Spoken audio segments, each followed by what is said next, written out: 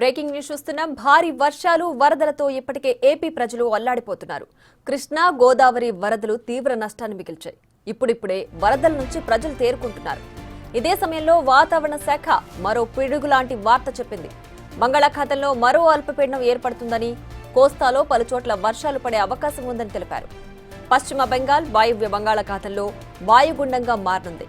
కాగా ఇటీవల కురిసిన వర్షానికి ఇంకా కొన్ని గ్రామాలు జల దిగ్బంధంలోనే ఉన్నాయి.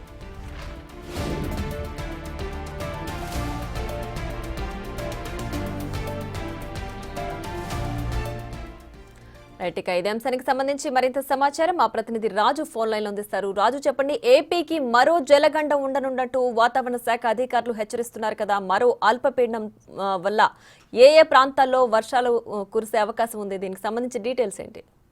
ఏపీ ప్రజలు ప్రస్తుతం అయితే చినుకు పడితే వణికిపోయే పరిస్థితి అయితే కనిపిస్తుంది. ముఖ్యంగా గత 10 రోజులుగా కంటిన్యూగా కురిసినటువంటి అటు తెలంగాణలో, ఆంధ్రప్రదేశ్ లో కురిసినటువంటి వర్షాలకు సంబంధించి ఇప్పటికే అటు బెజవాడ, పల్నాడు లాంటి ప్రాంతాలు పూర్తిగా ముంపుకు గురవడం, ఆ తీవ్రమైనటువంటి కష్టాలు అనుభవించినటువంటి పరిస్థితి ఉంది. దీంతో పాటుగా అటు పార్వతీపురం, మన్యం, శ్రీకాకుళం, ముఖ్యంగా అరకు జిల్లాల్లో పూర్తి స్థాయిలో రహదారులన్నీ కూడా తెగిపోయి ఏజెన్సీ ప్రాంత ప్రజలందరూ కూడా తీవ్ర ఇబ్బందులు అయితే ఎదుర్కొంటున్నారు. దీనికి తోడు సముద్రంలో వేటకు వెళ్లాల్సినటువంటి మత్స్యకారులు కూడా గత 10 రోజులుగా బోట్లన్నిటి కూడా ఎక్కడికక్కడ వాళ్ళు నిలుపుదల చేస్తున్నటువంటి పరిస్థితి అయితే ఉంది. ఈ నేపథ్యంలోనే ఇప్పుడు మరొక తుఫాను గండం పొంచి ఉన్నట్లుగా వాతావరణ కేంద్రం తెలియజేసినటువంటి పరిస్థితి ఉంది. ఆగ్నేయ బంగ్లాదేశ్ పరిసర ప్రాంతాల్లో ఉపరితల ఆవర్తనం ఉన్నట్లుగా తెలుస్తున్నటువంటి పరిస్థితి ఉంది.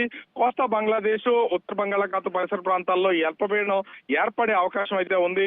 రానున్నటువంటి 48 గంటల్లో పశ్చిమ వాయువు దిశగా కదులుతూ ఈ వాయుగుండం బలపడి అల్పపీడనంగా మారుతుందని చెప్తున్నారు. అటు పశ్చిమ బెంగాల్, వాయు బంగాళాఖాతంలో ఈ వాయుగుండం అయితే మారే అవకాశం అయితే కనిపిస్తుంది. కోస్తా జిల్లాలకు సంబంధించి ముఖ్యంగా అనేక ప్రాంతాల్లో అటు శ్రీకాకుళం నుంచి అటు నెల్లూరు వరకు కూడా అనేక ప్రాంతాల్లో తేలికపాటి వర్షాలు కురిసే అవకాశం ఉందని చెప్తున్నారు. కానీ ఏజెన్సీ ప్రాంతాల్లో ముఖ్యంగా ఈ వర్షపాతం ఎక్కువగా నమోదవుతుందని చెప్తున్నటువంటి నేపథ్యంలో అధికారులను అయితే ప్రభుత్వం అప్రమత్తం చేస్తున్నటువంటి పరిస్థితి ఉంది. ఇప్పటికే గతంలో కూడా ఐఎండీఏ ఇచ్చినటువంటి ఏదైతే హెచ్చరికలు ఉన్నాయో దీనికి అనుగుణంగానే అధికారులు కొంత అప్రమత్తంగా లేకపోవడంతో బెజవాడ లాంటి ప్రాంతం బుడమేరికి ముంపుకు గురైనటువంటి పరిస్థితి ఉంది. ఈ నేపథ్యంలోనే ప్రస్తుతం అయితే పూర్తి స్థాయి ఏర్పాట్లు అయితే చేస్తున్నటువంటి పరిస్థితి ఉంది. ఈ తుఫాను అటు బంగ్లాదేశ్, పశ్చిమ బెంగాల్ తీరాలు ఆవర్తనం ఉన్నా కూడా అది ఎక్కడ తీరం దాడుతుంది అనేది ఇప్పటి వరకు తెలిసినటువంటి పరిస్థితి లేదు.